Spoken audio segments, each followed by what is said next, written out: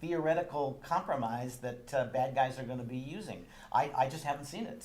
And so I think it's reasonable to say, why don't we focus on dealing with abuses that actually have occurred rather than imagining them?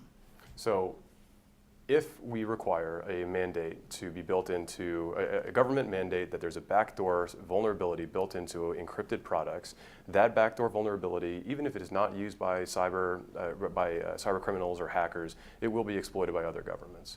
All right, because it's there. So if we have an iPhone that is being used in Russia, then it'll be used by the Russian government because that is the tool that they will be able to use. No, that is not necessarily the case. Just as if you take an AT&T phone to Russia, and AT&T is capable of adjusting its switches in the United States to allow a wiretap, that does not mean the Russians get to call AT&T and say, give me a wiretap.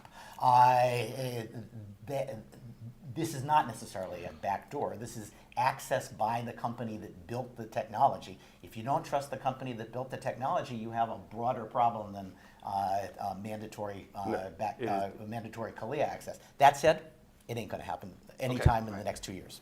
Quickly, one last thing is that requiring that mandate would also be a huge burden on small businesses that maybe don't build as strong of a mechanism and as secure of a mechanism for backdoor access.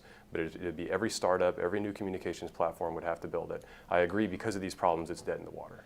Okay. And it won't happen. Instead, I think we'll see continued agency threats. The FBI director, the Justice Department will make public and private